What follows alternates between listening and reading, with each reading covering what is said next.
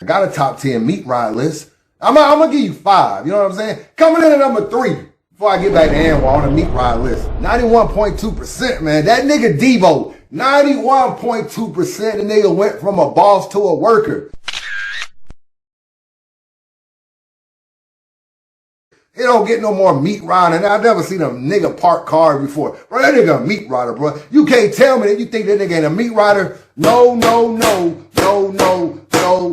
This nigga goddamn do anything smack tell him. It don't get more meat riding than them. And then this nigga right here coming in the 4th place, 84.3%. Don't argue with the stats. The stats are what they are. You know what I'm saying? These damn near Let's Talk battle rap stats. Do not argue with the stats.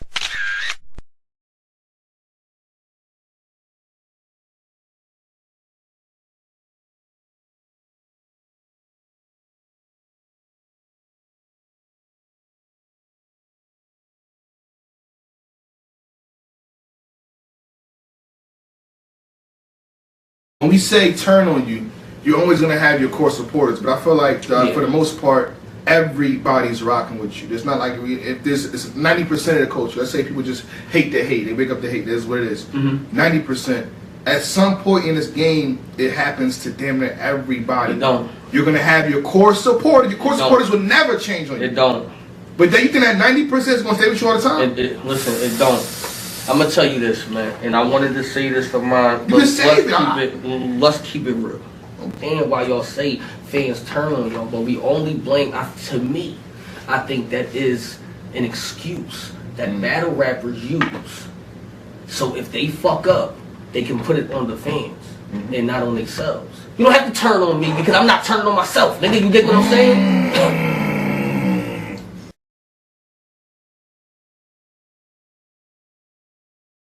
Now you got everybody who already don't fuck with me, all the hating niggas, they always, you know what I mean? Oh shit, Eazy this and Eazy that. It's just be ashamed of how much dick eating it be. It be like, yo, it's so much dick eating. Like y'all niggas built like a fucking Voltron, like a Transformer characters. All the dick eaters and haters just went into one and built one big dick eater. And that's how I feel. It's been a very interesting year for Eazy the Block Captain. Still one of the best battle rappers in the world today. Obviously, he has a lot of fans still. He has a lot of supporters. He has a lot of love throughout this battle rap community. But that does come with critics. It comes with haters. It comes with non-believers. I think 2024 is going to be a very interesting year for Eazy the Block Captain. I'm going to take a look at the last 365 days of Eazy. Grab your popcorn.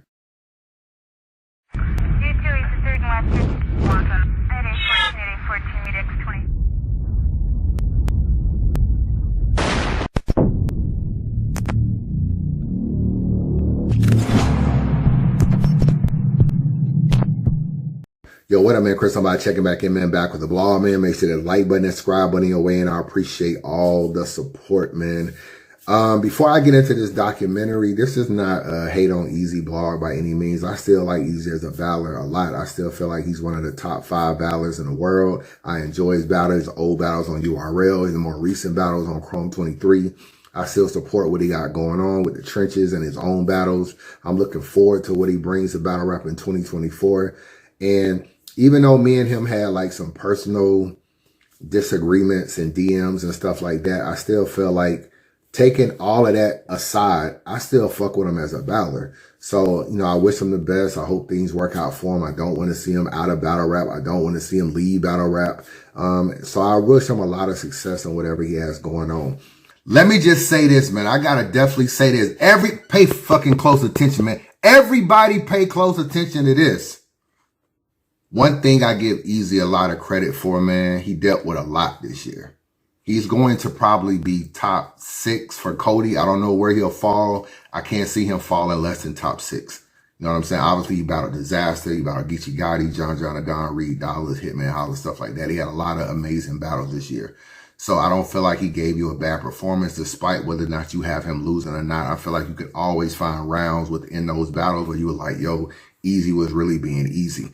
When you look at this situation, when you look at everything he had to deal with, leaving URL, creating his own legacy on his own league, going to Chrome 23, doing this thing over there, he put a lot of niggas on, bro. He revitalized Reed Dollars a little bit. Just think, Reed Dollars had damn near ran off with a deposit on ARP. So he wasn't on URL. He wasn't on RBE. ARP was damn near about to blast this nigga in blogs and shit like that. He gets the Eazy battle on Trenches. Actually has a good performance. Kind of re-kickstarts and rejuvenates him a little bit. Later on, he battled more and more people. Eventually, he battled Swamp. Riggs. Where was Riggs at? Riggs was, you know, saying what he had to say about P and everything. Gets a shot on Trenches. Revitalize. I got Riggs on the stock rise list because of that. Mike P. Where the fuck was Mike P going? Leaves URL, comes over here. Now I know he eventually went to King of the Dot and all that. Revitalized Mike P's career.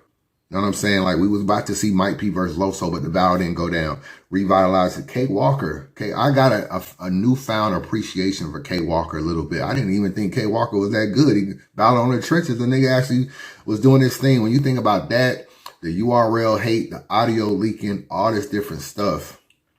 Yeah, Eazy was arrogant. Yeah, Eazy was cocky. Yeah, he fell out with some people that he probably should have not have fell out with. And he aligned himself with some people that maybe he shouldn't align himself with.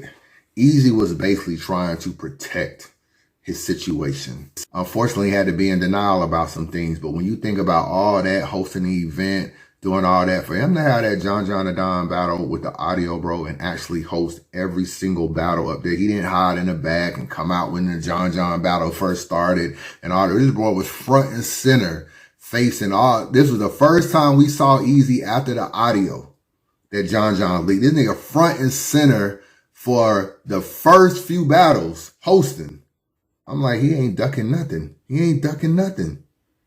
So I give him a lot of credit, bro, because I know what it's like when everybody's on your ass and you still got to keep that positive face moving forward. I give him a lot of credit. He did not give you no bad rounds or no bad battles, in my opinion, and still had to deal with all of this bullshit. To that, give him a lot of credit. This nigga said and folded for less. It is niggas that have folded for less. Please believe that. I feel like Eazy actually is, if he's not already, he's definitely going to be a legend in battle rap. And I feel like you can be a legend even as a martyr.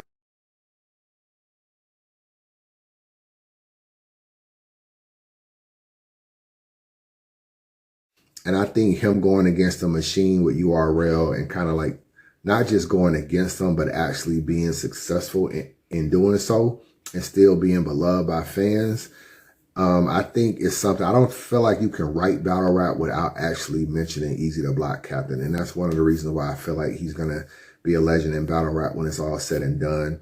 And this year right here, just these 365 days, in my personal opinion, has kind of legendary status him. And I really feel that way. So we're going to look at the last 365 days. Let's go back. Because obviously Eazy was battling before. He was battling Clean Paper. He was battling New Jersey Twerk. He was trying to get a star. He was on RBE doing the 1SKs and everything like that. And shout out to my nigga Papa. Because that nigga's a nigga that'll really get the chopper. And you, well, bitch, we all know that you not trapping. Okay, you might be. And if you is, you should stick to that, my nigga, and stop rapping. Because all that making it to smack shit is not happening. Because all that making it to smack shit is not happening. Hurricane Dude, from what I understood, was someone that helped him get on URL. A lot of y'all don't really know who Bills is. Bills is a kind of like a recruiter or whatever. He works with P a lot. So Hurricane Dude spoke to Bills and told Bills about this guy named Eazy the Block Captain. He's a battle rapper. Give him a shot. And I believe that they put him in a Survivor Series on URL. Eazy the Block Captain, Philly shit, Gutter City, poverty, OBC clothing. And that seemed to be like one of the first looks that Eazy got on URL. From there, his career just pretty much took off. You know, he eventually entered the Ultimate Madness tournament. He didn't win. He lost the Fonz. But from there, it just went on. Cortez, Danny Myers, T-Top, the list goes on of people that he battled, and his name just keep buzzing. My stories is real. I swear to God, if you don't believe me, check by my name if you want to verify. Some of my teachers Check by my name if you want to verify. Some of my teachings from the NOI. I got a business, started winning, they tried to strip it because they fear a con. Nigga, since 2012, I've been talking like this. I gave a ollie. Niggas took my style and tried to knock me. Didn't even give me 10 cents to copy. So whatever your struggle story is, I've been there. Invite me over. I slide through. I'm easy everywhere that I move. Ask who sell drugs in your universe. Cause I do. Nigga, you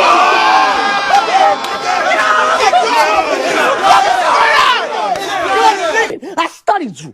Peep the moves. Pick through every story that you were speaking through. It's a lot of angling. Cause them trap bars is parallel to what you not equal to. And that's why I get mad as shit. Cause what y'all think is progress is you running out of movie drug bars so you had to switch. Nigga, think about it. Besides them bum ass angles, you barely good, nigga. You talk down on somebody having a job and going to school. That's how I know you not no hood nigga. Cause actually trap nigga who make a bag. We tell the youngs to go to school, get a job, don't chase the fad. But we do not look down on somebody who choose to take that path. You assimilation of created living. I actually paint a vision, just like a bitch. Without the bum ass angles, we wouldn't pay attention. So that's pretty much a quick history of Eazy the Block Captain prior to URL and getting on to URL. We're going to start, obviously, 365 days ago at the Hitman battle. From what I understand, I believe Remy Ma was originally looking at doing Hitman versus Hustle. And I don't know if y'all remember, there was like a little disagreement between Hitman and Hustle where she was trying to say that Hitman was ducking her and he was scared and all this kind of stuff. And she was going public with this. And Remy called me. Yeah, I got you. Like, you know what I'm saying? I don't mind. I'll battle you, Hustle. You know, I don't mind. They talking to me when they never called me for you. And I tell you, I still try to make it happen for you just for you to run on the internet and make it seem like I'm ducking you. Now, she could have just been fishing for a battle, but Hitman took it personal. You know, a lot of people say Hitman is sensitive and all this kind of stuff, but he took it personal and he felt like, I battle killers. Why the hell would I be ducking Hustle? So from there, he kind of dubbed the battle, kind of like, okay, you're not getting a Hitman battle now since you want to come out your mouth and talk all crazy and say I'm ducking you and I'm this and I'm that. I'm not battling you now. And it looks like the Eazy and Hitman battle started to come to fruition at that point. Obviously, you still have been negotiating with Hitman. Then Eazy the Block Captain comes into the fold. Now, we all know during the round of Ultimate Madness tournament, I think he signed a 5-year URL deal. And obviously he got a lot of battles. You know what I'm saying? He got Cortez, he got T-Top, he got Danny Myers. So he was getting his plates. He signed a 5-year URL deal. So he was under contract and he was offered the Hitman battle. It was more money than he was getting on URL. I definitely know that. And if you ask URL, they'll tell you that we didn't have a problem with him battling Hitman. We just wish he would have let us know what was going on and at least gave us a chance to either book the battle ourselves or kind of match the kind of money or whatever, just try to make it right on URL. That was obviously going to be a long shot because Hitman don't really rock with URL like that. He'd been battling on RBE. So that was pretty much a long shot. But the money discrepancy was very significant from what Remy was paying him to what URL had paid him for his last couple battles. I think Calico and Goods and stuff like that. So they would have had to make up a lot of money in order to try to change Eazy's mind. So there was a lot of, talk about whether Eazy was going to do the battle. He signed a contract. Behind the scenes, Eazy was doing a lot of stuff to try to figure out a way to get out of his contract. A lot of different stuff. I'm not going to go over every single thing, but he was trying to find every loophole he can. So you didn't really know if Eazy was really going to do the battle because URL is putting pressure on him like, no, you can't do the battle or whatever. We just found out about it when everybody else found out about it. Hitman did something very smart. He went public. He went public like, yo, URL is always trying to block the battle. They're not even trying to book the battle. I don't see how this doesn't make the culture move forward. And he basically put a lot of pressure on Eazy to do the battle by basically saying Eazy is going to do the battle. Nobody was trying to book this battle. Somebody tried to book it and then for it to potentially try to be stopped. At this point, everything is falling on Eazy. If he says no to the battle, Remy has to figure out a way to come up with either another opponent or somehow Hope Hitman gives her the money back for the battle, which he's not obligated to, obviously. So there was a lot of pressure. And I think going public kind of made it really, really hard for Eazy to kind of not do the battle. Now, we know Rem and Eazy have a more personal relationship. And I heard that it kind of started prior to this battle or right around the time of this battle. So knowing that, Eazy will tell you that one of the reasons why he even was considering the Hitman battle was because he wanted a YouTube release. And I don't doubt that he wanted a YouTube release, but considering that him and Rem have a more personal relationship that we know about now, he was probably never going to ever be able for URL to be able to control, because it wasn't just the YouTube release. We know that now. It was also the relationship with Rem.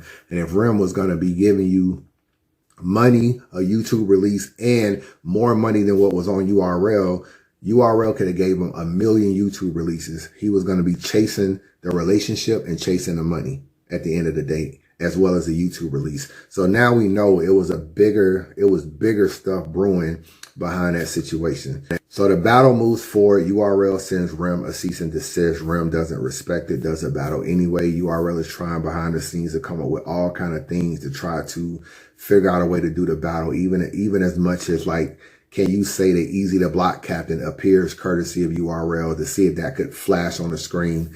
Rem was like, no, she wasn't with it, and she just moved forward.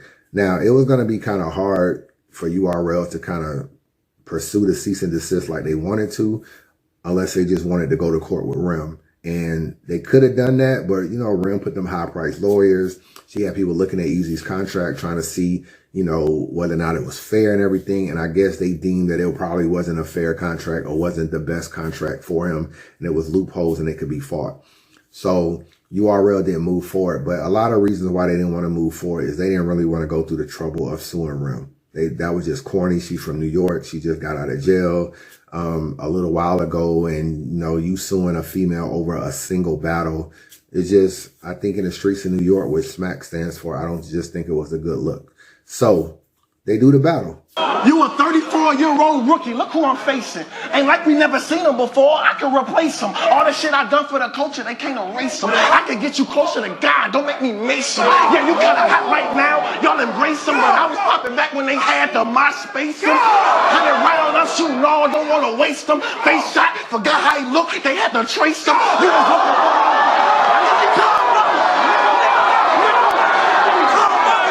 because the people we love get hurt by the shit we do.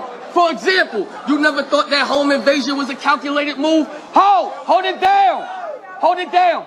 You never thought that home invasion was a calculated move? You never thought that they wasn't coming for her, nigga, they was coming for you? I blame the leadership in your crew, because they should have told you to stop. Like Gerald, being street means being smart, you gotta know the block. If it's not an immediate threat, sometimes you gotta let it rock, because you can't control no op. Karma come in so many forms, you probably the reason why your girl got shot. Nigga, I will embarrass you. Probably the reason why your girl got shot. Nigga, I will embarrass you. How you let Shorty take a headshot for you? You still ain't married, nigga. What the fuck is we doing? What are we doing in? What are we doing in? That battle right there kind of catapulted him to kind of like the top of battle rap. He was already like 12-0 on the app. He was already doing his thing. He battles Hitman Holla, one of the biggest mega stars in battle rap, God tier. He wins the battle pretty clearly in a lot of people's eyes. And now he's on top of the world. You know what I'm saying? He's doing his thing. He's on top of the world. So now he has that situation, the Chrome 23 situation supporting him. URL is definitely pissed off about that whole situation, that Rem moved forward with the battle, and his URL career is pretty much in jeopardy after that. So now that the battle is over with, you kind of know now that the relationship between Eazy and Rem was definitely heating up behind the scenes, but it was kind of quiet right now. Nobody really knew anything. I think Rem announced that she was managing Eazy, so that was like the gist of their relationship as we knew it. There were times when they would be seen together, which kind of seemed like business, but who knows, it could have been even more. They was at the RBE event, which was Ill Will versus Hollow the Don. I think that was in like February 4th. So that was just like a month or so after the Hitman battle down on RBE. Eazy the Block Captain is down there. Rem is also in the building. And there's a lot And there's so many legends in the building right now, man. I want to shout out everybody. I really can't go down the full line. Shout out to my sister, Remy. Shout out to sis, Rem. Later on, Butterfly invites Rem and Eazy to come to Fox 5. To see you. Nice to see you. I gotta ask you, how's the family? The family is great. How's Papoose? He's good. He's the head of hip hop at TuneCore now, so he's working on that. And the baby, she's running the house as usual. And my guy, Fat Joe. Joe is in Thailand right now. We hope that he's, you know, behaving. So Remy, you're breaking glass ceilings in this battle rap. What's going on? Well, you know, a couple of years ago, I had this idea that I was going to start a battle rap league.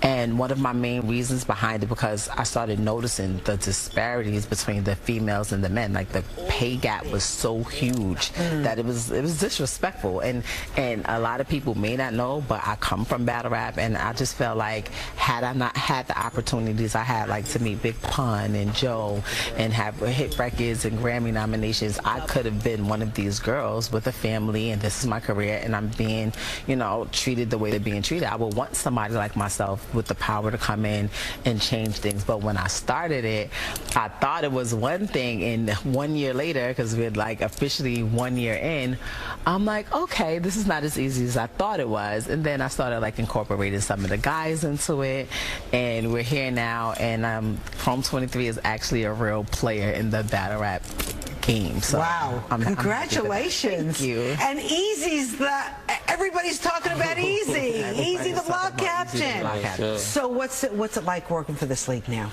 Oh, it's a great experience. I've been in battle rap for a long time, but transitioning through different leagues, you can tell the different, you know, atmosphere and the different things that you get working with Chrome 23. So it's been a great experience. So all of this time right now, it just seems like a business relationship, like manager and co-manager kind of relationship. I did hear that around this time, Pap was starting to get suspicious about things, you know what I'm saying? And probably just hearing stuff, not really knowing what's really true, what's not true, but just his antennas was perking up. The next situation was the Trenches card, which was Eazy versus Reed Dollars.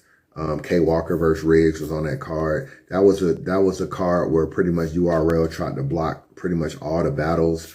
Danny Myers, True Foe, Holmesy the God, Prep, all those kind of guys was getting blocked on that card. That was a big thing. Philadelphia, Pennsylvania, home of history, champions. Hey Jay, I got it from here. So it looks like Rosenberg Raw and Swamp may not be going down. Since day one, I had to fight for everything. Every battle, every hustle, every grind. Came from the bottom, from nothing. Was the battle blocked? I never used the word block to anything. I was offered something, and I took the other offer. I leave that up to y'all. When one door closed, another door open. The only thing that folds around here is paper. Now, let's take a flashback. Remember this card? Fire. Shout out to Eazy, man. You know what I'm saying? Eazy the block captain got Trenches. Pretty nice card. I can't front. The media really rallied behind Eazy during that time. Now, you remember Eazy did a great job of ingratiating himself with a lot of media. He was going on a lot of media platforms. He interviewed Anwar, he interviewed Tone Bro, he interviewed Cola. Like, he interviewed a lot of media people. So he was ingratiating himself with a lot of media people, what I consider to be putting niggas under the thumb. Like, I'm gonna show you a lot of love. Hopefully you'll start dick eating me, and then you'll always support me. And I feel like that's kind of what went on with a lot of people. Like, he had a lot of media support. So when URL came and started blocking the battles and pulling people off the card, everybody was like, damn, you know, let Eazy eat, let him do his thing. Him coming off the Hollow battle, coinciding with the Trenches card being blocked, kind of turned him into the algorithm. He became what everybody was talking about at the time. And it was like a really big deal. A lot of people were supporting him. People was really covering the Trenches card like it was a fucking like major card. You know what I'm saying? And getting bloggers recapping it. I mean, considering that the main event was Eazy versus Reed Dollars. And then after that, you had Dot on the card, K Walker and Riggs on the card. Like, all the big battles like the Swamp and Rosenberg, all them battles were basically blocked and canceled. But this card was still getting covered and supported. It became like a rally cry, like, oh, they blocking Eazy's card. Let's run out and really support the pay-per-view and show our support.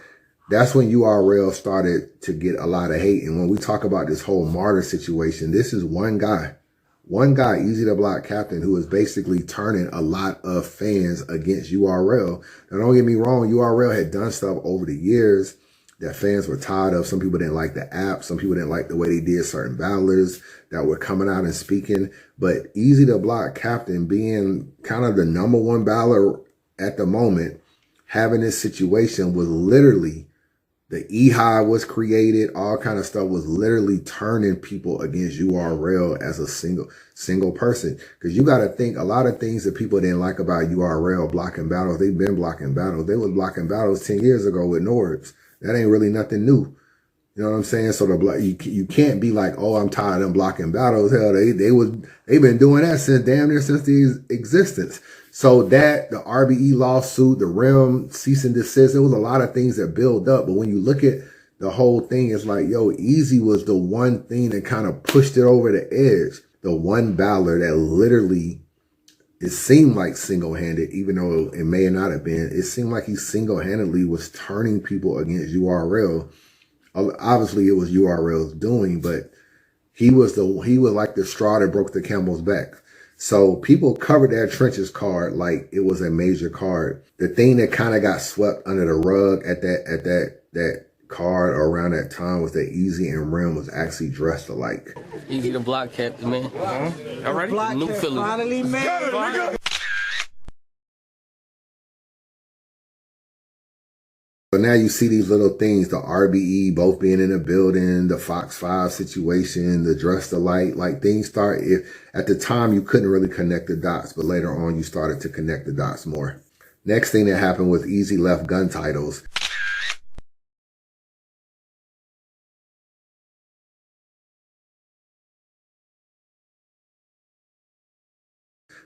It was pretty obvious that probably was the best step to happen. I mean, everybody on gun titles was really URL artists, and he didn't really have any URL allies anymore. He had Shotgun Suge talking shit. Tay-Rock was kind of being quiet at the time. Surf was in jail. Chess wasn't really saying much. Surf put out a tweet saying basically no one is above gun titles, like right after he left. A lot of people was thinking it was a great move. Like, yo, you above them, you're better than them. And I mean, he was kind of looking like the algorithm. Obviously, Rock gets a lot of respect, but with Chess having his issues with the choking and everything, even though him and Eazy had a great battle and Surf being locked up, it was like, yo, you probably need to branch away and do your own thing. And I think around this time, Eazy started to feel the pressure of like what was really going on. I think he knew there started to be a little bit of a chatter, but not much. But I think he kind of knew that this Pap situation behind the scenes was starting to be, you know, something that he may or may not have to worry about. Like, we in the public didn't know much, but I think between maybe him and Rim, they knew a little bit more, because next thing you had the Battle Academy event. That was a yard out event. That was Geechi Gotti versus News, Raw versus Steel. Eazy came to that battle. Now, there was 2 events that day. You had the yard out event, and you also had the Rim card was also later that day. So Eazy goes to this event first. Now, a lot of people that's from Philly that I spoke to, they wasn't really feeling Eazy at this particular event. They felt like he came there with bodyguards, because that's what they were saying, that he had bodyguards at the event and stuff like that. So, you know, with him, there's been so many questions about whether or not he's from Philly and what part of Philly and all this kind of stuff, that I think people was like, you know, this, you know, you showing up with bodyguards doesn't really represent Philly. I'm thinking that these are bodyguards that Rim hired for Eazy. And I think a lot of this had to do with this whole Pap paranoia thing. I think they knew more about it than what we eventually found out. But I think they knew more about it because there was some rumors that came out later that Pap was actually trying to come to that first Trenches event and approach Eazy. But he wasn't able to do that for whatever reason. So they have this Battle Academy event. And the grudge card was later that night. The grudge card, it had 40 versus Yoshi. It also had Shayna Ashley versus Tori Doe. So everybody remember that battle. Now we all know in that battle, Yoshi threw the water bottle and everything, and that battle kind of got broken up. So that event was mixed with a lot of stuff. If you go back to that footage, Eazy and Rem is kind of like semi-dressed similar. Like he kind of got on the pink chrome thing. She has on her outfit with a little bit of pink in it. They're standing like right next to each other.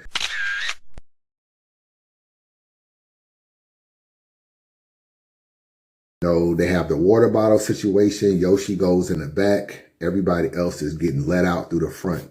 Now, we know this is where him and Pap got into this altercation. So you ask yourself, how did him and Pap get into this altercation? From what I found out, Eazy's in the building, right, for this grudge card. He's in there with bodyguards. He has bodyguards and everything that Rem probably hired for him.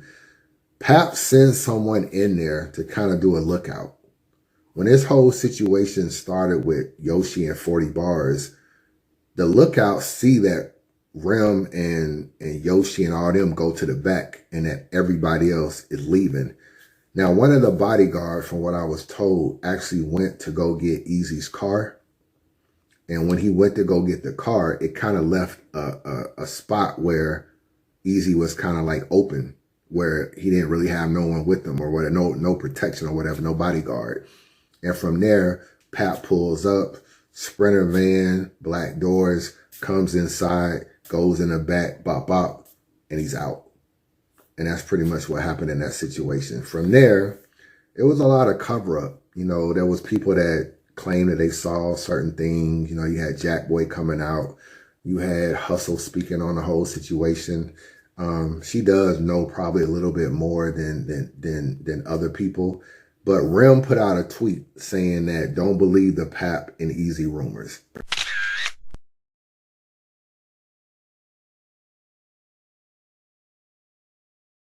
So already right there, you had Rem trying to put a little, you know, buffer on this whole situation and do a little cover up. The thing with battle rap is that I don't think Rem really, I think she underestimated battle rap media. First of all, you can't really pay people off or buy people off. So in a real world, you can threaten people with lawsuits. You can threaten like a DJ Academics or some of these other people with certain lawsuits.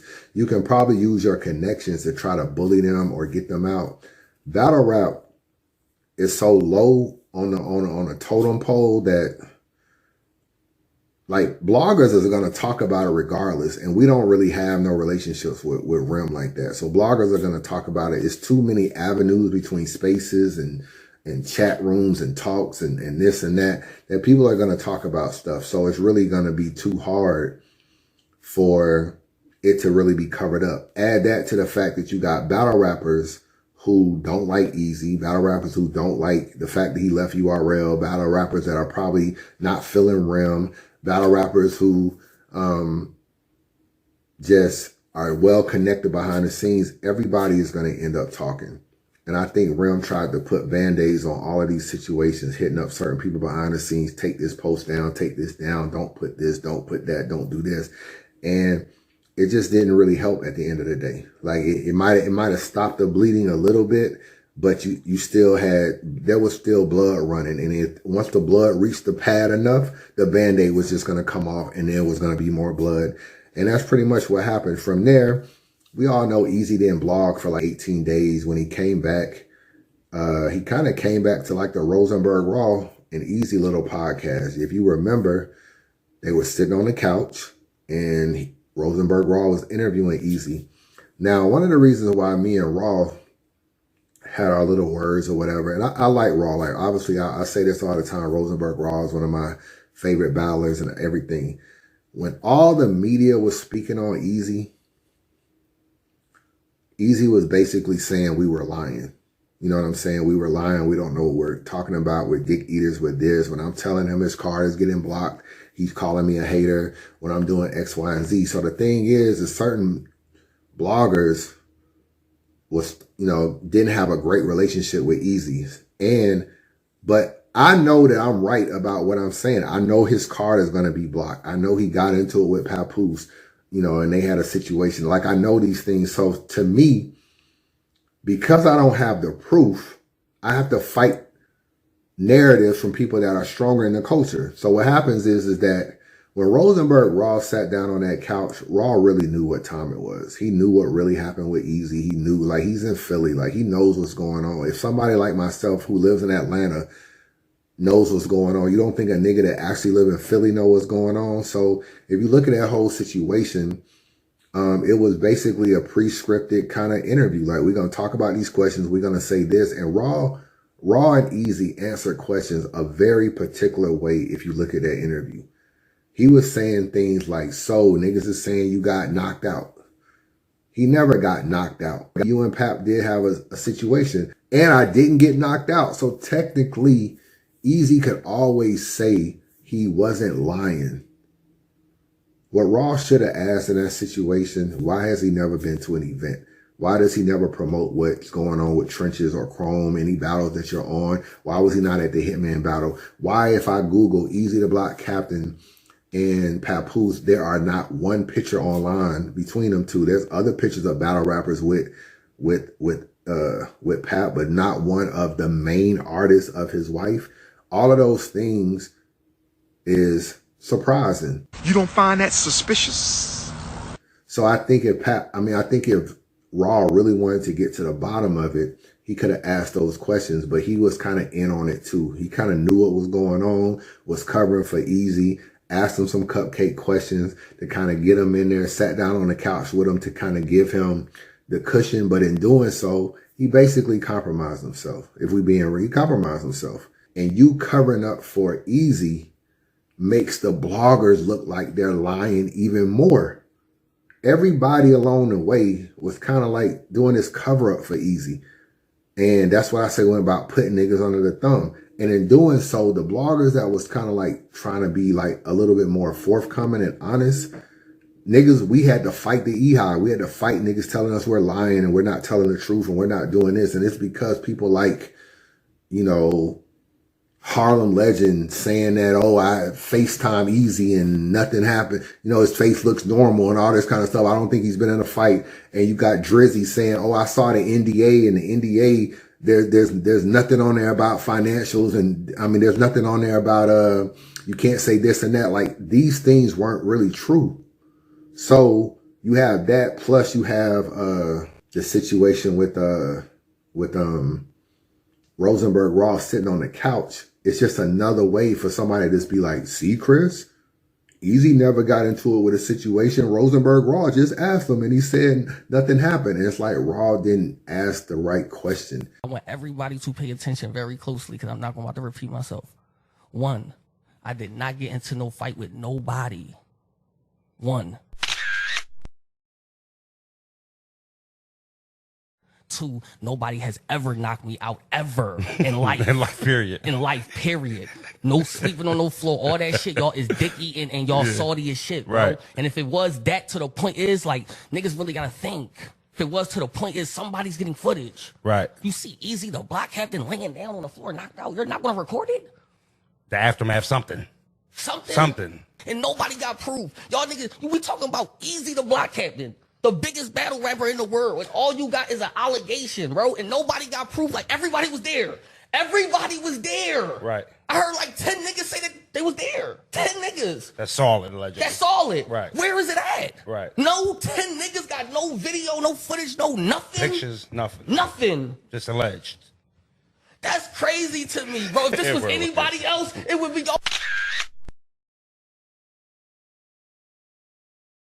I would be like, that's bullshit. That's crazy to me. It's crazy to me. In court of law, that case getting thrown in the trash. Bro, I'm walking. You know what I'm saying? Stop. I don't like that shit. For sure, bro. I don't like that shit. They go on and do the podcast. Eazy is doing his thing, gets himself back in the culture, you know, starts to show his face back more and moves forward. So they do the podcast. The culture kind of, you know, it's kind of like in limbo on who's telling the truth or whatnot. After that situation between Pap and Eazy, you had him post real niggas do real things on Instagram. You didn't really know what it meant at the time. It was probably a subliminal, but we didn't really know much about it. You know, obviously, you know, Eazy had tweeted Pap, you know, clear this up before I do.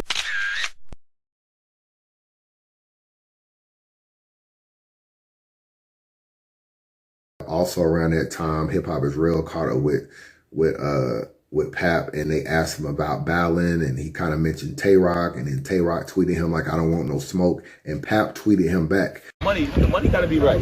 You never know. Tay-Rock. We from the land of no discrimination. Okay. Okay. So just know, Tay-Rock, you get it, nigga. You get it, nigga. The money right, nigga.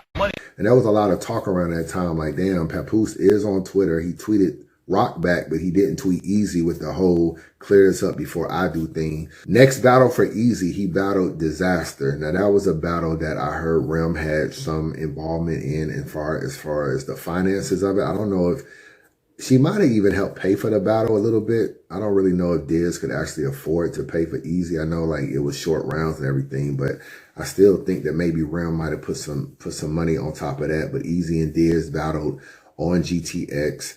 You know, Diz received an NDA, which is kind of like the same NDA that Rem sends to everybody.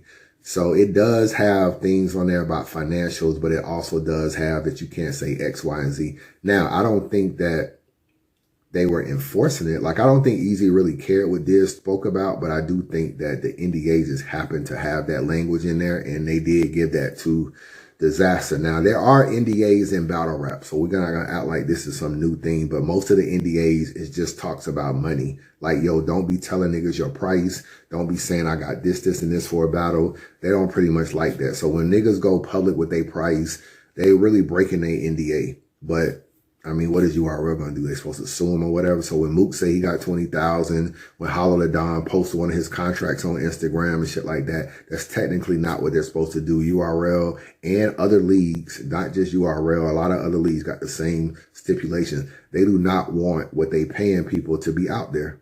They just want that to be specifically between the battler and stuff like that. So the NDA became a really big thing. Obviously, you know, Disaster spoke about it. He tried to expose him about it in the battle. I still have Disaster losing a battle. You cheat for views, hell, you cheat for views, but I ain't mad at that. You know, battle people we don't know, but since they popular in their country, you can patent stats. The optics say it's a classic match. I mean, the picture you paint, let's capture that. I don't got shit to prove. You can't tell me we know what half of what them motherfuckers be saying, but we know that this nigga lose. I mean, that...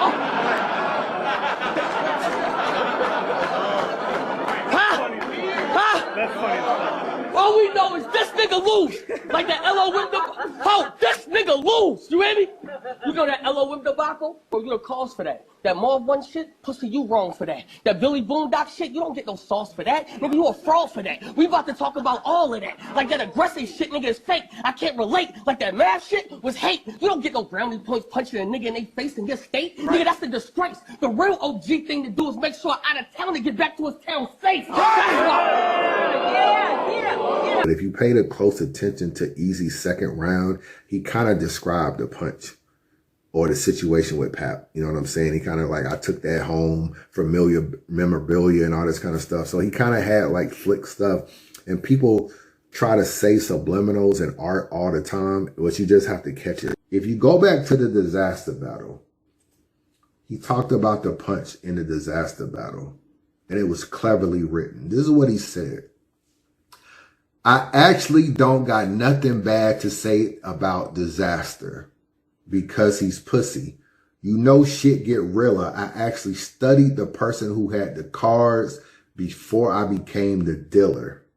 Very important. I actually studied the person who had the cards before I became the dealer. I kind of interpret that like that might be a Rem thing. You know what I'm saying? Rem was doing the cards. I studied the person who had the cards before I became the dealer.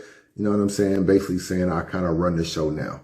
Nigga done threw so much mud on my name this last month, I couldn't even talk about the punch because the lead up was filler. Nigga done threw so much dirt on my name this last month, I couldn't even talk about the punch because the lead up was filler. Bro, I've been caught slipping before, took that home, and it became memorabilia. I didn't got caught slipping before I took that punch home. What did you take home? You took the punch home, and it became memorabilia. Bro, I'll die with a grudge. The name of the card where him and Pap got into it at was called The Grudge. I'll go to heaven with a purple tape because even Ghostface killer. You know, this when shit get realer. I actually studied the person who had the cards before I became the dealer. Nigga, they done threw so much smut on my name this last month, I couldn't even talk about the punch because the lead up was filler. Bro, I've been caught slipping before, took that home and it became memorabilia. Bro, I die with a grudge. I'll go to heaven with a purple tape. Cause even Ghostface killers, nigga. He can't really get in blogs and talk about the punch, so he subliminally talk about it in his rhymes. I'm not mad. You know, a lot of people express how they feel about stuff through art. Rosenberg, Raw, and Eazy sat down on the podcast to talk about this battle, the disaster battle after it happened. And Rosenberg Raw told Eazy that he choked in the second round, and they had a little debate back and forth. Like, no, I didn't choke. No, you really did choke.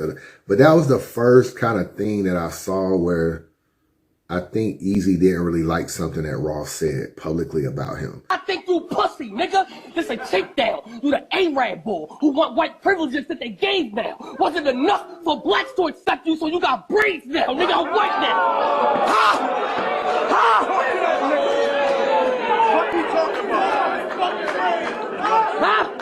Huh? Was it enough? Was it enough to accept you so you got braids now? Was it enough so you can accept you so you got braids now? Nigga, I think you fake now. Is he thorough? Nigga, barely. Got it, nigga. And you know, a lot of niggas feel like if we do a podcast together, we partners, we this, we bros, whatever. Like, don't be speaking on me negatively publicly and all this kind of stuff.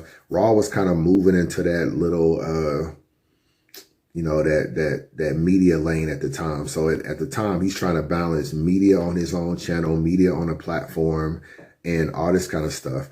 And Raw was saying that Eazy was one of the people that was pushing him, like, yo, go get your own channel, do your own thing and all this kind of stuff. And you can bring your fans to the podcast. I can do my own thing on my channel. I can bring my fans to the podcast. So, but Raw was just being honest. I don't think Raw was wrong for saying that. You know, I don't think Eazy is wrong for trying to clean it up because the choke wasn't clear. It just looked like he choked. You could say he choked. You could say he ended his round. You could say he jerseyed out of it or whatever. It wasn't like a clear-cut choke. So either side could argue either way. Raw just kept it real on how he felt. Eazy didn't like it. And that's pretty much how that went. Fast forward, you had Max Out 3. Now, we know that, you know, Raw wasn't on Max Out 3, which was kind of surprising because he had just battled Charlie Clips in what was a great battle. He would have been good for Max Out 3 in the Blue Room, but I don't know. Maybe he declined because he had the Mike P battle on Trenches coming up. But him, Vada, and Showtime SP did the commentary for Max Out 3. They did a great job on the commentary. Salute to them. One of the things in the commentary, if you actually paid attention, was Rosenberg Raw interviewed Big K. And Big K was actually asking Raw, you know, they were talking about Cody and all this kind of stuff. And, you know, Big K was taking his shots at Eazy. And this is another thing that Eazy got mad about. He felt like Raw should have been defending him during that moment. Like, you my mans, why you letting this dude come up here talk shit about me on a stream or whatever? You're not defending me. He's trying to, because I think Big K was downplaying like his opponents. Like, oh, he's battling only in his backyard. He battled a washed up Reed Dollars, which that is worth defending if I'm being honest, because like just a year before that, Big K and Reed Dollars battled on RBE for Straight to It. So you battled Reed Dollars, but you're telling me I battled Reed Dollars. Like, oh, you ain't even battled nobody but Reed Dollars. And you battle him in your backyard in Philly. But my nigga, you battled Reed Dollars literally like 11 months before me. So it's the same thing. And my battle was better because you niggas pulled out y'all phones. Impact. What else I said, man? You want to look at my phone? You want to look? Yeah, I'm going to look at my motherfucking phone. I don't give a fuck. What? I don't care about that shit, man. I said squeeze llamas, get clapped. What else I said off this shit? Hey, man, I don't give a fuck. I told you I was coming later, man. It's all good, bro. So there was some defending that I do feel like niggas could have done. But, man, when you on a stream, bro, it's a lot of shit going on. Like, you can't really think of all that. It's easy for me to sit here on this blog and tell y'all, like, yo, you could have been telling Big K this and this and this and this.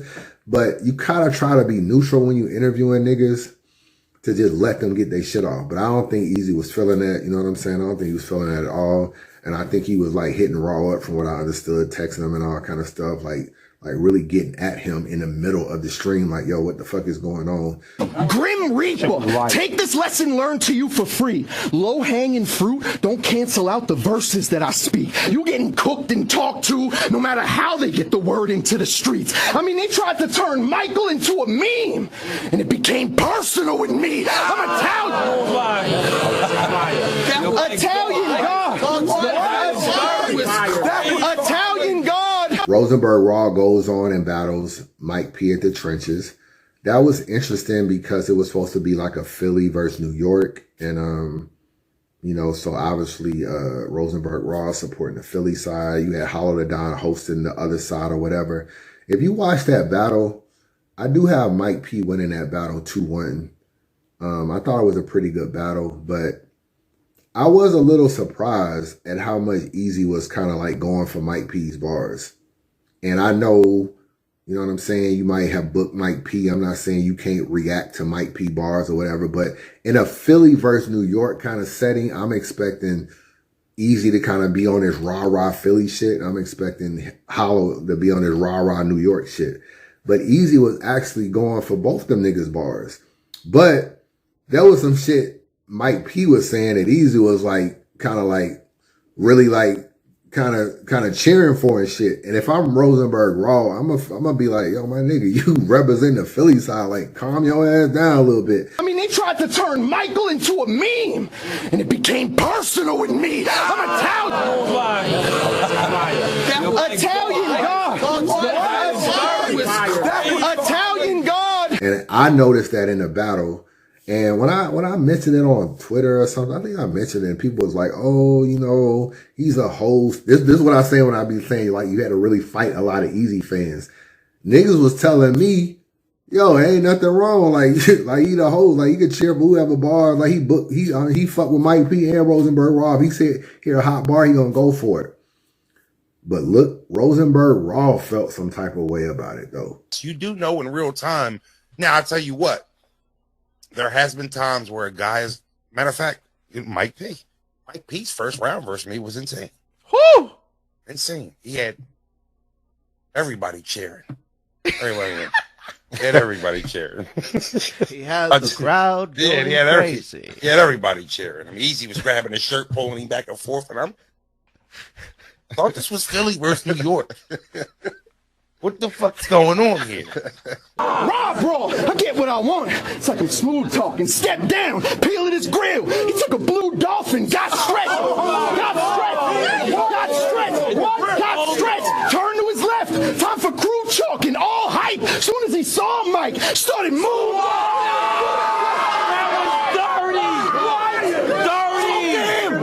So how does it look for the host to be on a Philly side of hosting to actually be cheering for Mike P bars? It makes it look like Mike P is going crazy in the building, even crazier than what he's going, which is why I'm not surprised that Rosenberg Raw actually thought the same thing I thought. Fast forward, Rosenberg Raw battles Shayna Ashley on Chrome 23. I think Eazy obviously, you know, now we know their relationship, and he's pretty much came out publicly and said that, you know, she said that the women aren't really making the money on Chrome. I had to start booking men. Eazy was kind of really acting like he was one of the main guys over there booking, telling Hustle, like, you won't battle over here ever again, shit like that. So I'm pretty sure he got Raw to Shayna Ashley battle, which I thought was kind of a weird matchup. I don't know the history between Raw and Shayna, so I was kind of surprised that they was battling, but Shayna had the fucked up Tory Doe battle, and Raw was able to get another check over here. After that, him and Eazy ended their podcast. They ended it. Obviously, Eazy felt like Raw didn't hold him down and all this kind of stuff. And I don't know. Raw felt like he was carrying the podcast. I'm not gonna lie. I felt like Raw to me is like a natural when it comes to the media shit. Like, he's actually a good media person. Like, I feel like he expresses himself well, speaks well, says a lot of good things. And I do feel like Eazy kind of stutters more. He doesn't get his thoughts across as clear as Raw does. I think Raw is more media savvier, the way he carries himself. So I did feel like he was carrying a podcast. I felt like when you watch them two, obviously Eazy is the bigger star at the moment, but Raw was the more natural on the camera. And I think it showed. And I think a lot of people was just talking about how well Raw was carrying the channel, and also his own channel was moving. You know what I'm saying? I think he got like 10,000 subs like pretty fast. So he was doing his thing. Next up, Eazy and Geechi battled. Now, obviously that's one of the biggest battles in the culture. We didn't really know what to expect. That's when we get the face off. That's when we get Eazy talking crazy about, yeah, you know, I told her, you know, we need to go and get this money, and I told him to call Geechi and all that. So he's really acting like he's calling the shots in that particular situation. You talk a lot of shit, though. You talk a lot. Man, what can we expect tomorrow? Man, I'm just finna come do Geechi Gotti, man. Like, you said, you know, it was an expensive battle, so I'm gonna just do what you paid me for, man. To come in here, do work. It's an honor. I know it's my first time ever being on Chrome 23. This is your first time on Chrome. All female battle league. It's not an all female battle league, but carry on. I like how you tried to throw that in there. I like it. That's not facts, but carry on. We got interviews where you were saying, though, this is the #1 female league. It's just, so I'm confused. You got to switch it up. So let me tell you real quick. Let me interject before you start. Get me right. I had a vision when I came into this, right? Okay, let's go. About 2 battles in, it's like it ain't working. The red numbers on my paper wasn't adding up to my vision. Okay. So I had to change my trajectory. Is this a league that was created for women, by women, to push the culture forward equally? Absolutely. Sure. But I got to use niggas like y'all to make them watch, because they don't be wanting to watch just the girls. So I have to put a big mega match. What happened, bro? Here's what happened. Talk to me, man. Kept losing money. So Okay. what you do? Call the algorithm. You call that algorithm. I said, Rem, the algorithm is going to be algorithming. We hit Hitman, it start algorithming. So I was like, fuck that. We just not doing no all-female shit because it's about some business. We trying to make some money. Next, get this dickhead up here too. So let's make some more money. Oh, you just up there calling shots up here. Yeah. He got all kind of shit. Sounds like that, man. He got all kind of shit going on. That's how it was. God damn. Tay-Rock shows up to the battle with some Philly niggas. I think it was News and Top Floor Loot and all them. Now, Rock has been booking those guys for his no entourage. He was doing those events in Philly. I guess he felt like Eazy wasn't supporting that or whatever. I don't really know the whole behind the scenes with that, but he was kind of booking some Top Floor Loot and other people like that. Now, those are kind of like Battle Academy guys. It's like 2 different divides. So you got the trenches, which is like K Walker, Reed Dollars, you know, certain niggas over there. And then you kind of have the Battle Academy niggas, which is like, you know, Stiz, who run Battle Academy. And you also have News, Top Floor Loot, people like that. And they kind of consider themselves to be the real Philly. Like, they look at themselves like the real Philly. They look at Eazy as probably not really from Philly. And then, like, he showed up with bodyguards, all like all this kind of stuff, and all this other controversy that's going around with him, they feel like isn't really Philly thorough. So there was always this little tension. So Rock shows up with the Philly niggas to support Geechi. And, you know, Eazy, I guess them felt some type of way, and it just kind of continues to fuel the whole Tay-Rock and Eazy situation. But we all know Geechi won the battle. He goes viral in the 3rd round, wins the battle. Face facts. He get PTSD and nervous anytime a nigga say Pap. This nigga's a fucking geek. He ain't from no fucking streets. One swing knocks you off your fucking feet. Yo, NDA stands for nigga duck at least. He basically goes on tour. He was like on every single podcast he could be on. He was on a lot of fly. I saw that nigga on a flyer in Alabama, bro. Like, then he was coming into a strip club in Alabama on the strength of that battle. So he definitely made his rounds. He was on Fox 5 with Vada Fly later in the year. So he definitely was doing a lot of things. Also around that time, you had Tasha K coming out talking about the publicist for Eazy had reached out to her to see if he wanted to do a tell-all kind of thing. I don't really know how true that is, but behind the scenes, it kind of seemed like it might have some validity. I think when that viral shit went on with Eazy, I don't think people really knew what was going to go on with Chrome. Like, would it continue? Would Pap and Rem get back together? The Pap shit was like, the Pap and Rem stuff was the Pap, Rem, and Eazy situation was looking more just all out in the open now. You know, Eazy had that situation. Eazy had that bar. If nothing happened to the niggas, because I still got the girls. So now you got like You got the bars from the Diz battle. You got the bars from the Geechi battle. You got all the viral shit, the audio that Hitman had put out a little bit earlier. All of this stuff is like, okay, something happened. So now that we know something happened, and now that we know that there's a relationship, what's really going to go on with Chrome? Is it going to continue? Is it not going to continue? And that's pretty much what niggas was dealing with throughout that situation. So that Tasha K shit kind of like really did have some legs. Things got quiet for a while. Eazy and Rim show up to the Philly game. You know what I'm saying? The Eagles game. She show up to the Eagles game. A fan or somebody catches them. It's kind of weird because he actually thought Eazy was Pap. I'm looking Rim and my Papoose, man. What's going on? I see And the nigga, I don't know if he was trolling or he really thought that. Them niggas do look alike. I can't front. They definitely do look alike. So that just continued to further the rumors. There was pictures of them in a restaurant together. We don't know what restaurant.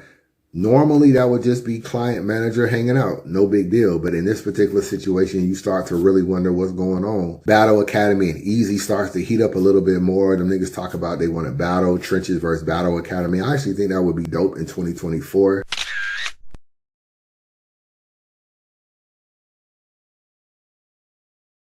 Because they look at themselves as the real Philly and they look at Eazy as not really being from Philly like that. So they just kind of look at like, you don't, you know, even if you are from around here, you don't represent what we represent. You know what I'm saying? With all the shit that you got going on and everything that's not real Philly and not real thorough. So I think that would actually be a dope Trenches situation. Battle Academy versus Trenches. They threw a lot of stakes out there. Nigga can't throw an event for a year, all kind of stuff. So it's a lot at stake. And that leads us to the John and Eazy battle. John obviously dropped the audio the day of the battle. Very strategic by him. I think he was definitely trying to get the audio out there so that when he spit the bars he was going to spit in the battle, niggas wouldn't be like, oh, you just saying the same shit Geechi said. It started to be like, okay, it makes a little bit more sense now and we fucking with what you got going on. So it was very strategic on pretty much what happened with that situation. It was supposed to be 25K on the floor. It wasn't 25K.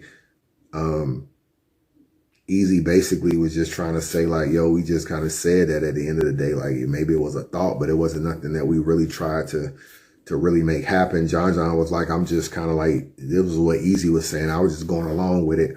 All in all, it looks super fugazi and it makes Eazy look bad. Now, all of these things are happening.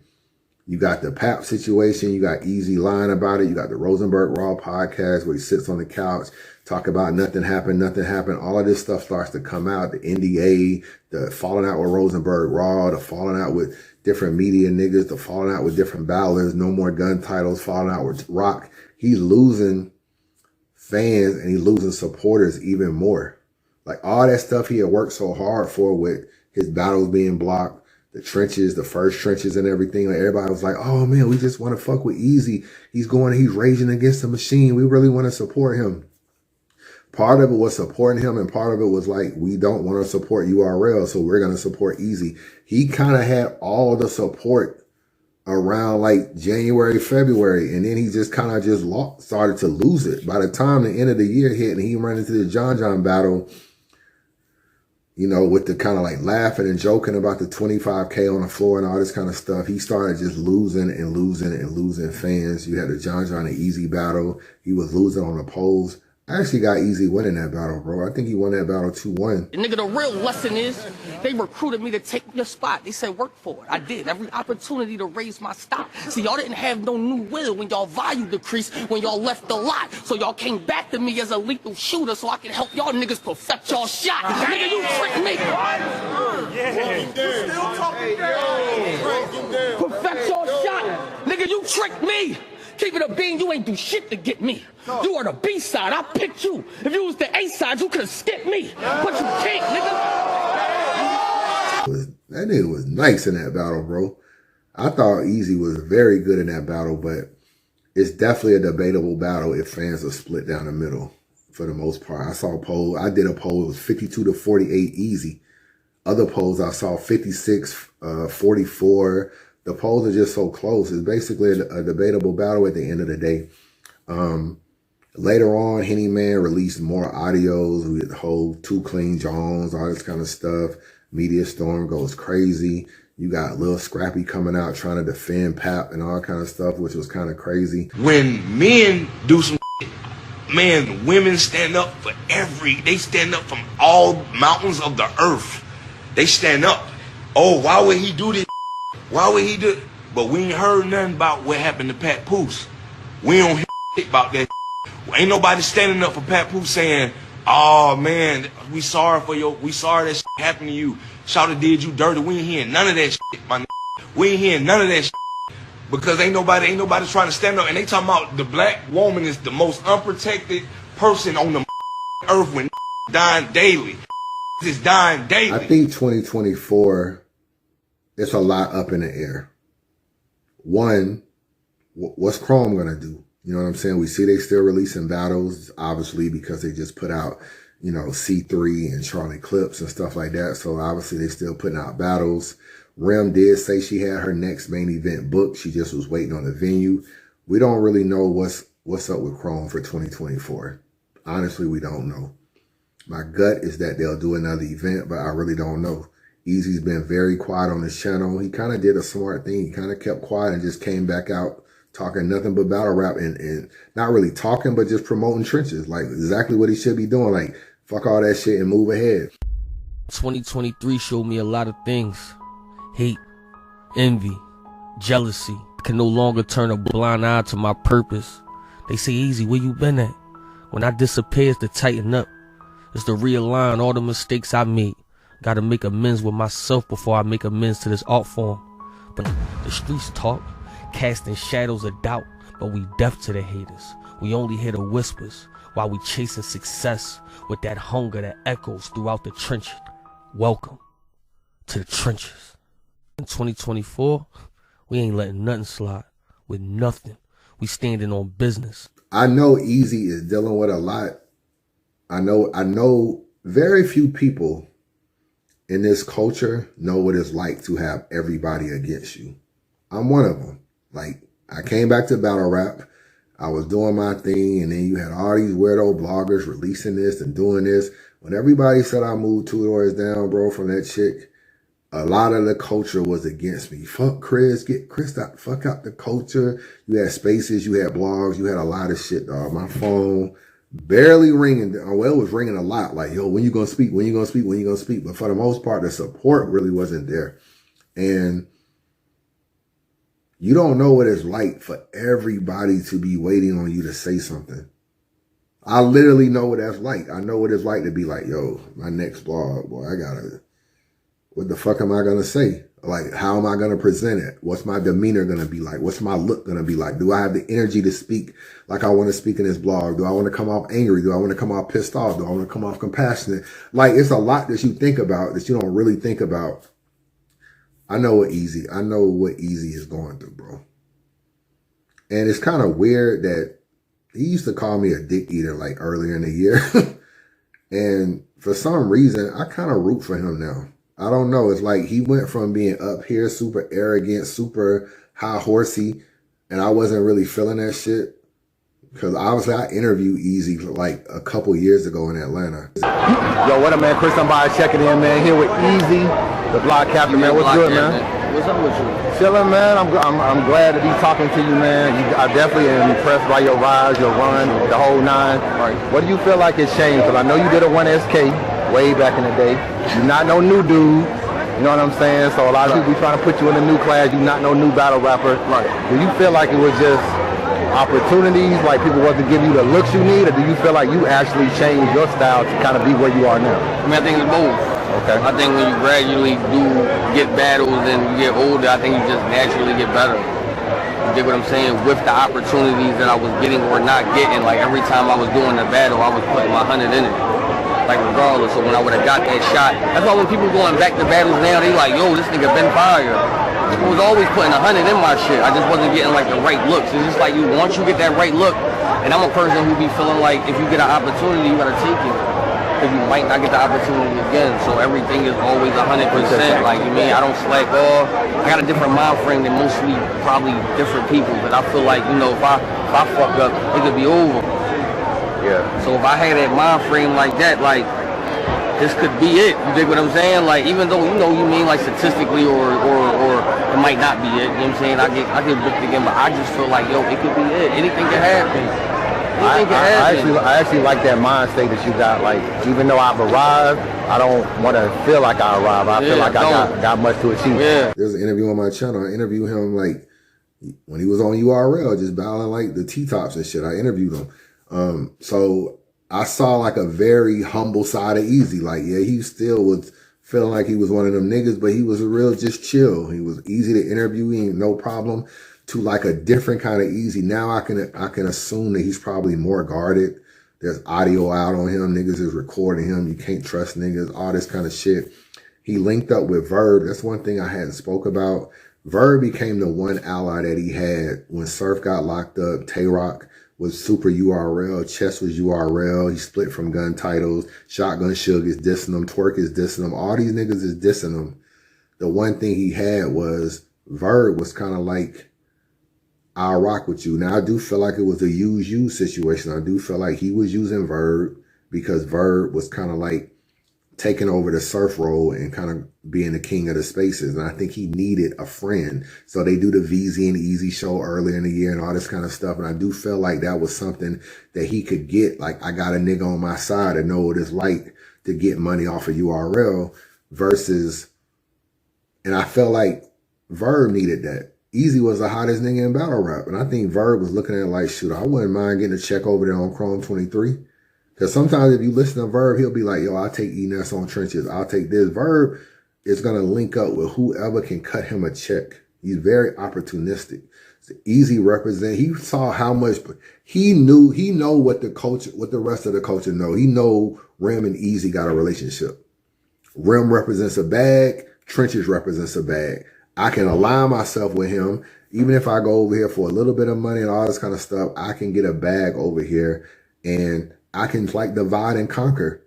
Gun Titles was the biggest thing on the internet, really, as far as battle rap. Surf, Chess, Rock, Eazy. Them four niggas had shit lit. If I can divide and conquer, if I can infiltrate, Surf go to jail, I can infiltrate, get cool with Eazy, let Eazy know you don't need these niggas, go independent, da-da-da-da. It's easy for him to break away when you have an ally. Verb became the ally. It's a use. Verb need a powerful nigga that has the algorithm and the culture. And Eazy needs a nigga that has the spaces and the algorithm and the culture. It's a win-win. But they both using each other. Don't get it fucked up. You know what I'm saying? You know, I could talk to people that knew Eazy like way when he was like super pro URL. He wasn't respecting Verb. Like, you know, like Verb was like washed up and not this now. Like he wasn't like looking at Verb like that. You know what I'm saying? But I think over time, he probably appreciated the fact that Verb fucked with him. So an enemy of my enemy is my friend. I'm not fucking with URL right now. You ain't fucking with URL right now. You ain't fucking with P. I ain't fucking with P right now. So we merge together. And I feel like that's their relationship. It's not really built on anything solid. It's just built on an opportunistic thing.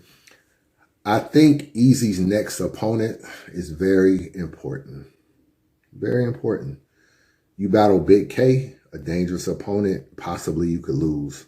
Definitely possibly you could lose. I feel like everything that niggas have already talked about, all the angles and everything, I just feel like it could still be brought up if it was Big K.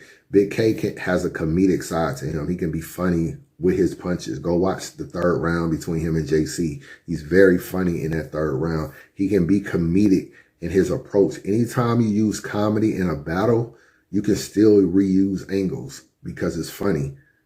So you can still just say shit in a funny way. You can still battle. If you are comical, you can battle niggas and call Arsenal a bus driver and Rex a nurse and, you know, all this kind of, you can say all of these old things that you said because you made them funny. I think Big K is a dangerous battle. I know he did say on his podcast that he wanted to battle Big K next. I think that's dangerous. He probably should battle someone like Clip, someone that's not focused, just had a baby. Somebody that hardly ever brings 3 great rounds. He might still beat you 2-1 with 2 good rounds, but the chance of all 3 of his rounds being solid is not that high. Probably like a 20% 25, 30%. I think Clips is a battle that he could win in Philly. I feel that way. So Clips would be an interesting battle. I would try to battle Suge. I think Suge is good, but he's beatable. He's definitely beatable. Eazy is a better battle rapper than Suge right now, in my personal opinion. So these are just things you should do. I wouldn't battle Rum Nitty. I'm just trying to think on who he could battle. I don't even know. Like, maybe you could battle A-Ward, maybe, but I don't even know if I would do that. I wouldn't battle a chick either. Like, I wouldn't battle Jazz. I guess I should say that. I would, like, if he wanted to battle a female, I'd battle Hustle. He could beat Hustle, bro. He could beat Hustle, and that would be a big battle because of their history. You know, and back on Chrome 23, that would be a big-ass match. You know what I'm saying? So if he want to go a route that's a little bit easier than Big K is battling Hustle. I know you got to battle Prep and Rum Nitty and all these other niggas. You got to battle 3 niggas just to battle 1 chick. But he can beat all of that shit. So an interesting year for Eazy. I do feel like he's going to bounce back, though. As long as he's battling, like, he's talented enough, he'll bounce back. And I'm actually rooting for him now. So that is the documentary, man. That is the documentary on Eazy the Block Captain and what went on in the last 365 days. Everything I mentioned, everything that went on, you cannot write battle rap without this chapter being part of battle rap history. Eazy went against a machine, and anytime you go against a machine, you can be viewed as a martyr. He took a stand. He gave people a blueprint. Since then, we seen K-Shine poking his chest out. He ain't fucking with URL. You seen Mike P and Nun and Jack Boy Maine using his 3rd round to talk about Smack. So Smack, come here. I just wanted to tell you that you built something that changed niggas' lives, and the shit is true. Like, I gotta deal with Sada Baby because he see me wilding on your stage and my music too. You see Jack and say you want to see me versus the Tay-Rocks on these kind of stages, and I get hyped to shoot. But then Pierre tell me, don't listen to Drunk Smack, because that shit ain't true. So I just want to know who run the company, him or you. See, I be confused, because this whole little feud is too filthy. Like, I got lupus, and then I get on this stage and be ready to die no matter who feel me. Let's go. I also get online and defend a brand when no one asks. Like, who's guilty? Let's go. Yeah. That's because I'm loyal and a ride or die. But you know what can't happen, Smack? You kill me. So if you want a nigga dead in real life, I got you and I have fun with that. If you want a nigga kidnapped in real life, I got you in a dump the strap. See, you say you love me and I love you back. But my next 3 rounds, we gotta up the stacks. Because if not, the next time I walk or jump off your stage, I ain't coming back. Oh shit, yeah, you know the vibe. Love you, nigga. And everybody has something to say about Smack. Even Ryder left URL. And a lot of that happened after Eazy left. A lot of that happened after Eazy left. So at the end of the day, I feel like he sacrificed a lot to try to stand for something. So, I don't know. I feel like at the end of the day, he's going to be a legend in battle rap if he is not already. Chris Unbiased, holla at your boy.